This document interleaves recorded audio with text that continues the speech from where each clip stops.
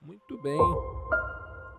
Não sei se todo mundo conhece essa canção do Robortella, aqui no Brasil, foi gravado pelo Robortella no Clamor pelas Nações, né? Mas ela é uma música em inglês originalmente, né? Do Keith Green, né? Keith Green foi um artista que ele estava no auge da sua carreira quando se converteu, né? E uma vez convertido, ele passou a cantar sobre a sua fé. E cantando sobre a sua fé, ele alcançou muita gente. A gente já falou sobre ele aqui em alguns momentos. É, o Keith Green ele tinha um acesso muito fácil à mídia, né, por ser um cantor famoso, reconhecido, e ele usou disso para inflamar as pessoas com paixão pelo evangelho, inflamar as pessoas com paixão pela missão, e boa parte do seu repertório, das suas músicas, falam sobre esse assunto. E a sua prática de vida também, né? Ele era um cara que vendia seus discos em fitas cassete e quem comprava um disco ganhava dois para dar um de presente. Quem ganhava uma fita ganhava, quem comprava uma fita ganhava duas para dar de presente. Fora que ele não colocava preço, né? Então muita gente comprava a fita, mas não pagava nada, né? E ainda levava duas. Então, porque ele queria mesmo era que aquela mensagem espalhasse, ele tinha recursos para isso, né? Queria mesmo que aquela mensagem se espalhasse. Ele faleceu muito jovem num acidente de avião, voando para a missão, né? Ele estava em missão e faleceu nesse acidente. Keith Green. E a canção que a gente acabou de cantar agora, Adormecido na Luz, né? Ela nos confronta com uma pergunta cruel. Como é que a gente pode estar adormecido na luz, em tranquilidade, deitado eternamente em berço esplêndido, né? Como a gente pode estar tão confortável, tão tranquilo, enquanto à nossa volta a injustiça opera livremente? Essa é exatamente a condição que a gente encontra lá no livro de Amós, o profeta Amós. O povo de Israel estava vivendo o auge da sua prosperidade. E lembrando que nesse tempo, Israel era dividido em dois reinos, né? Reino do Norte, que levava o nome de Israel de fato, que mais tarde se tornou Samaria, e Reino do Sul, que era Judá, né? Com a capital Jerusalém. Muito bem. Ambos os povos estavam vivendo o auge da prosperidade, estavam muito bem. E dessa forma, o povo se tornou mais. O povo se tornou a sua versão mais perigosa. O povo de Israel se tornou a sua versão mais perigosa porque ele passou a ser aquele povo que usa a fé como um travesseiro para a indiferença. Usa a própria fé para dizer: Deus está do meu lado, então eu não preciso me incomodar com mais nada. Mas daí o leão ruge. Esse é um símbolo que aparece no livro de Amós. O leão de Judá aqui se manifesta. E o rugido dele não é só para os de fora. O rugido dele é também para os de dentro. E essa é a mensagem nesse primeiro capítulo, primeiro e segundo capítulos de Amós, que nós vamos ler hoje. De que o privilégio de ser o povo eleito, de ser o povo de Deus, o povo escolhido de Deus, amplifica a nossa responsabilidade e não nos exime da responsabilidade. E o julgamento é mais severo para aqueles que se dizem próximos de Deus, mas que vendem o justo por ouro e o pobre por um par de sandálias. Ele vai usar essa expressão. Então a gente sai da filosofia do rei Salomão, certo? Que era o que a gente estava estudando em Eclesiastes, e a gente entra no campo com um pastor. Amós era um pastor de gado, né?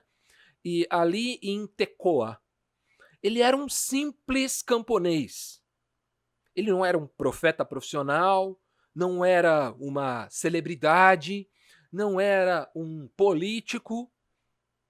Ele era um homem do campo que foi chamado por Deus para falar com reis e contra reis.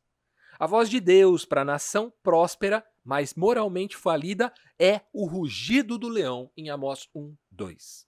O rugido não é para o inimigo distante só, mas também para a casa de Deus. O leão ruge para nos ensinar uma verdade dura.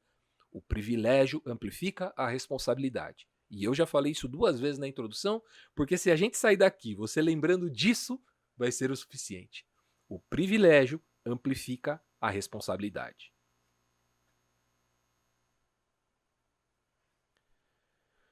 O julgamento de Deus é mais alto e mais duro com aqueles que se dizem próximos de Deus. Começando então o primeiro capítulo de Amós, ele começa com uma estratégia retórica. Ele condena as nações vizinhas de Israel. Ele começa citando o pecado das nações vizinhas de Israel, que não eram nem Israel nem Judá. Ele vai falar de Damasco, vai falar de Gaza, vai falar de Tiro, de Edom, de Amon e Moabe. O julgamento de Deus é universal, ele pune crimes contra a humanidade toda. E a ética é básica, como a crueldade na guerra, a quebra de tratados, tudo isso é mencionado por Deus, através do profeta, como o motivo do juízo que Deus enviaria a todos esses vizinhos de Israel. Então, o povo de Israel, lendo esse primeiro capítulo, recebendo essa profecia do primeiro capítulo, no auge da sua prosperidade, aplaude. Deus está condenando esses nossos vizinhos, mas eles são ruins mesmo. Não são gente boa, não. Eles são nossos inimigos e eles estão errados mesmo. Deus está certo. E aí eles pensam que a justiça de Deus não é para eles. Mas a justiça de Deus não é tribal, ela é cósmica, ela abrange todos os povos. E aí vem o choque. No capítulo 2, o cerco do julgamento divino se fecha contra a própria casa. Então, em Amós 2, 4 e 5, o primeiro a ser atingido vai ser o reino do sul, onde inclusive Amós vivia. Ele era do reino do sul, ele era de Judá. O crime de Judá é primariamente teológico. Eles desprezam a lei do Senhor, é isso que o profeta vai dizer. E eles não guardam os estatutos divinos. É um pecado de infidelidade à revelação que eles receberam. Eles receberam uma revelação de Deus e estão sendo infiéis a essa revelação. Mas, em Amós 2, de 6 a 16, isso se torna mais pesado ainda. Porque Deus vai falar contra Israel, Reino do Norte. O golpe final, então, atinge Israel. O crime deles é mais grave. Não é apenas que eles desprezaram a lei, mas que eles fazem uma aplicação cruel da lei. O crime é vender o justo por dinheiro e o necessitado por um par de sandálias. Está lá em Amós 2,6. O crime deles é vender o justo por dinheiro e o pobre por um par de sandálias. Eles transformaram a justiça em um negócio, em algo lucrativo, oprimindo os pobres e usando a religião para alcançar o luxo. O pior pecado, porém, vem depois. A corrupção ativa dos mecanismos religiosos de santidade e de justiça que Deus havia estabelecido. Vou explicar. Haviam 2 grupos de pessoas que eram muito importantes naquele contexto na religião judaica. Você tinha os nazireus. Nazireus eram pessoas separadas desde o ventre e que tinham que levar uma vida santa. Essas pessoas, por exemplo, não cortavam o cabelo, não tomavam bebida alcoólica. Eles tinham uma série de procedimentos que representavam a santidade do povo diante de Deus. Por exemplo, Sansão. Sansão era um nazireu, João Batista talvez tenha sido o último que nós temos relato na Bíblia, O último nazireu.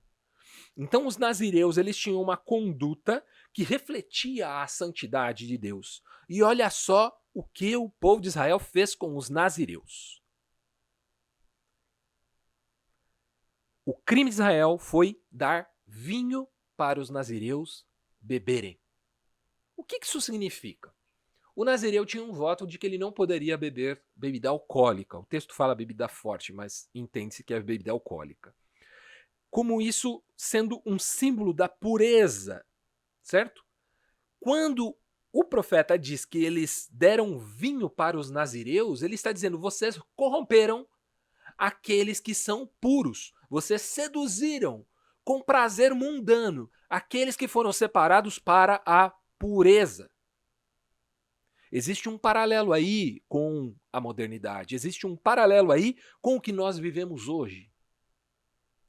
O desejo daqueles que querem corromper a Igreja de Jesus Cristo, corromper a santidade da Igreja de Jesus Cristo, trazendo para dentro da Igreja elementos mundanos que seduzem a Igreja.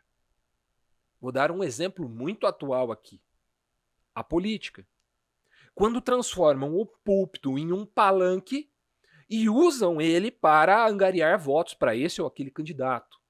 Fazem aliança com esse ou aquele partido para que a igreja leve vantagem de alguma coisa. Você está corrompendo a santidade, a pureza da Igreja de Jesus Cristo, atacando exatamente aquele ponto em que ela era uma testemunha da pureza do próprio Deus. É a mercantilização da fé. É a quebra do voto da simplicidade e do serviço da Igreja de Jesus Cristo. Mas eles não ficam só por aí. Eles atacam um segundo grupo. Havia um segundo grupo de homens, que eram os profetas, dos quais Amós é parte. Apesar dele não ser um grande profeta, um profeta famoso, alguém que era reconhecido, que era recebido nos palácios, Amós era um pastor de gado, não é pastor igual a gente entende hoje, né? Pastor de pessoas. Era um pastor de gado. Ele era um homem do campo. E o texto vai dizer assim, que eles reprimiam a verdade, silenciando os profetas. O profeta era uma voz incômoda, que clamava, bradava pela justiça. Então, o segundo crime de Israel é ordenar aos profetas dizendo: não profetizeis. Amós 2:12. Isso é reprimir a verdade para manter o status quo confortável da elite opressora. O paralelo moderno se manifesta quando igrejas silenciam mensagens relacionadas à justiça social, por exemplo, dizendo que isso não cabe à igreja. Um discurso de justiça social não cabe no púlpito da igreja. A pessoa que diz isso nunca leu a Bíblia, porque a Bíblia está repleta de justiça social. Jesus diz que bem-aventurados são os que têm fome e sede de justiça, porque eles serão fartos. O paralelo moderno se manifesta quando as igrejas silenciam essa mensagem para não ofender grandes doadores. Eles trocam a profecia pela influência política. Então, se por um lado eles corrompem aqueles que eles conseguem corromper, por outro, eles silenciam aqueles que eles não conseguem corromper. Como? Dizendo que aquele ali não é de Deus, não. Isso aí não é de Deus, não. Afastam, tiram a credibilidade daqueles que não rezam conforme a sua própria cartilha. Daqueles que não seguem esse caminho de corrupção. Aqueles que resistem à corrupção são taxados de apóstatas. E dizem, não ouça ele. Esse homem é perigoso. Quantas vezes você já não comentou sobre uma mensagem ou sobre um pregador e alguém disse para você, cuidado para ouvir essa pessoa. Por quê? Por quê? Porque querem silenciar o profeta. Eu já ouvi isso muito a respeito de um amigo, que é o Antônio Carlos Costa. Quando eu menciono em algumas rodas, as pessoas falam, você ouve o Antônio Carlos Costa? Você tem certeza? Você não tem receio? Ou quando eu falo de Caio Fábio, as pessoas falam, mas esse cara aí é meio perigoso, não é? Por quê? Por que Caio Fábio e Antônio Carlos Costa são perigosos? Qual é o perigo que eles representam? Será que não é um perigo de falar, denunciar exatamente a corrupção daquilo que deveria representar a santidade da Igreja de Jesus Cristo? A acusação de Amós é que Israel não apenas pecou, mas destruiu intencionalmente esses dois mecanismos de Deus para mantê-los justos: a pureza e a justiça, a pureza e a denúncia. Partindo para a nossa conclusão, a prosperidade de Israel escondia uma podridão moral. A justiça de Deus atinge com mais força aqueles que se dizem o seu povo, mas que usam o nome de Deus para oprimir os pobres e para silenciar a verdade. A pergunta para nós hoje é urgente. A gente usa o nosso privilégio como filhos de Deus como um amortecedor contra a justiça de Deus? Será que a gente repousa na ideia de que somos filhos, crendo que Deus será muito complacente com a gente, mais do que com os outros? Ou a gente usa isso como um motor, um sinal da nossa responsabilidade, um impulsionador na direção da justiça divina no mundo? Será que, uma vez sendo filho de Deus, eu vou me julgar preferido de Deus? Ou eu vou acreditar que eu tenho uma responsabilidade com aquele que ainda não se vê como filho de Deus? O rugido do leão está apenas começando. Esse é o primeiro e o segundo capítulos do livro de Amós. Na próxima mensagem, a gente vai ver como o privilégio amplificado leva ao escândalo da indiferença. E aí a gente continua. Hoje, para finalizar, eu quero trazer uma pergunta aqui para a gente conversar um pouco. Falando sobre Israel, o profeta Amós diz que eles fizeram duas coisas, certo? Eles corromperam os nazireus, que representavam a pureza, com a sedução do vinho, e eles calaram os profetas, que representam a justiça, reprimindo aqueles que diziam a verdade. Então eles corromperam a pureza e eles calaram a verdade, a justiça. Você considera que a gente está passando por algo parecido na igreja de hoje? E, na sua opinião, qual pureza está sendo corrompida ou qual justiça está sendo silenciada? Deu para entender? A pergunta mesmo é só essa última frase. Na sua opinião, qual pureza está sendo corrompida e qual justiça está sendo silenciada? Se alguém já estiver falando, você levanta a mão. Se ninguém estiver falando, pode abrir o microfone e compartilhar com a gente. Que bom que você chegou até aqui. É sinal que você assistiu toda a mensagem. E se você assistiu toda a mensagem, é sinal que ela te edificou de alguma forma, te levou a alguma reflexão. E queira ou não, esse é o motivo principal da gente estar aqui, gerar uma fé que é forjada na reflexão, no questionamento, na dúvida. Tanto que você deve ter notado que no final da mensagem sempre tem uma pergunta para o pessoal que está participando ao vivo interagir, compartilhar novos pontos de vista, trazer contraponto, somar a toda a ideia que foi exposta. Se por um acaso você está assistindo aqui e não viu a reunião ao vivo, você também pode interagir aqui nos comentários desse post ou mandando inbox pra gente. Te interessa participar das nossas reuniões? É muito fácil. Essas reuniões acontecem totalmente online, então você pode participar de qualquer lugar do Brasil pelo Google Meet. Para acessar é só entrar em igrejapresente.com/encontro. Salvo raríssimas exceções, as nossas reuniões acontecem todos os sábados às 20 horas. E aqui todo mundo é bem-vindo, principalmente se você não se sente bem-vindo e acolhido nas igrejas tradicionais. A gente só não é tão tolerante assim com pessoas intolerantes e a gente só não recebe tão bem assim pessoas perfeitas, mas a gente também está aprendendo. Se você quer saber mais sobre a Igreja Presente, dá uma olhada no nosso manifesto, clicando aqui. E se você quer seguir o nosso canal e acompanhar todas as reuniões que são postadas, é só clicar aqui. No mais, seja muito bem-vindo, espero que você se sinta em casa. Um abraço, tchau, tchau. É proibido